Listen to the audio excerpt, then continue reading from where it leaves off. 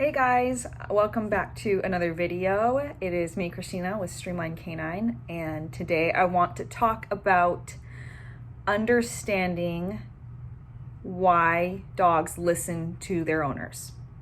What's the magic behind it? Because a lot of people will say, I want my dog trained, but I don't want them to listen just because of XYZ. It's always, I don't want them just listening because of the treats, or I don't want them just listening because of a certain collar or because their ball. I want my dog just to listen and to want to listen for no reason. They just want their dog to listen. And I can understand that. That is our human way of thinking about it. Of course, I would love the dog to just listen to me, and it didn't matter what the reason was. That doesn't exist in dog training, though.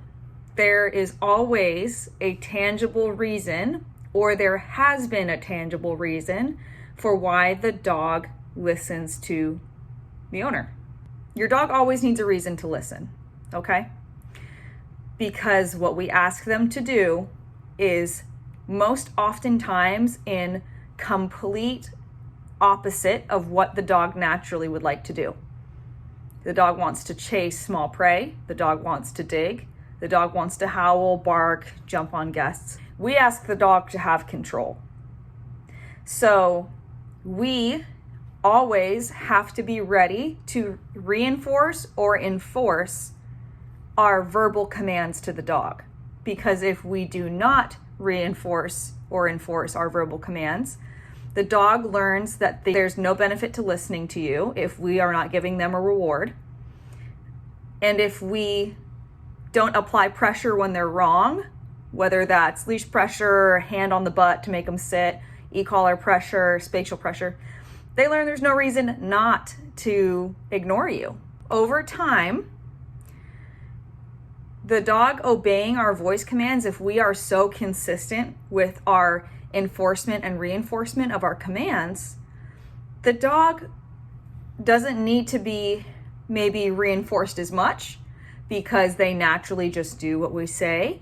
But that only is existing because of the pattern we've set. So if we stop enforcing and reinforcing commands that we give, even if the dog listens for a while and is doing pretty good, again, naturally, because they don't really want to have control, it's not what the dog wants to do, there are times they're going to slip again. And we will not be prepared to reinforce or enforce what we're asking. And then the dog starts learning, well, they start unlearning the behavior. So they start thinking, oh, okay, well, looks like I can actually get away with not downing. And it looks like she's not going to ever give me a treat for doing it when she asks, so I'm not going to do it, right? So unfortunately, that is a truth in dog training. I wish that I could say I could go in there and program them like a computer to just listen to every command given and have no tangible reason ever, whether it's a correction or a reward. It would be easier for us humans in a sense, but that's not the real world. So when I trialed my dog, and in the trial, I could not use correctional tools, I could not use any rewards. I walked onto the field and my dog followed every command I gave only because of the whole pattern of the last 2 years that I've set with her, where I have always either enforced my commands or I've reinforced her with a reward. So she has never gotten to not listen to a command I gave. And that's why she followed every command. And I've always rewarded her or always made her do it. And that is fine for trial. But as soon as professionals or competitors are done trialing, they are right back to using their tools and their rewards and their whatever they use, right?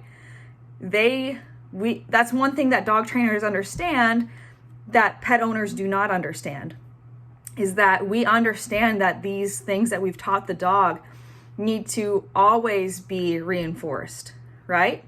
We can't let them get away with not listening. We should always reward the dog when we can, right? I'm not saying you have to reward your dog with every single command given, but at a minimum, as a balance trainer, the dog is always going to follow the command I give.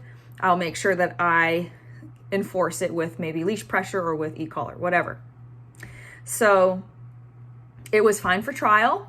I did really well. I passed. She followed every single command.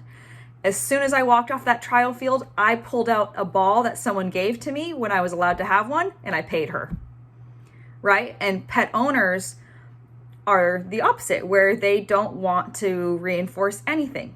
They don't want to have to reinforce anything, but it's just not realistic for dogs. And they don't understand that the dog's behavior is going to start going downhill, and they're going to start seeing their dog not listen to them at all.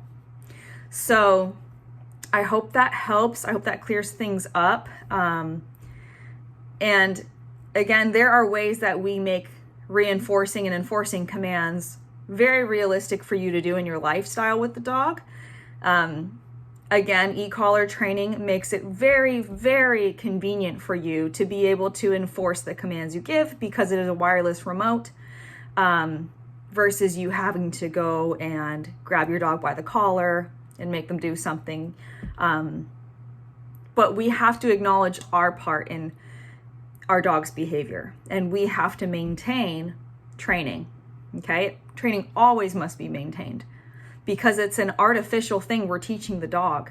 My dog didn't come out of the womb and think, you know what, instead of focusing on my ball or my decoy that I want to go bite, I'm going to heel with perfect focus on my handler. She didn't come out doing that. She learned that in order to get what she wanted, she had to do that. That's what she naturally wanted to do, and I manipulated her behavior and have made it clear to her that's how she gets what she wants, and I pay her every single time she does it, so she does it. And I correct her when I ask for her to do it and she doesn't listen, so she'll do it, and then I can pay her. Okay, so we have to be consistent, and if you are not ready to follow through on a command you give, you don't give commands.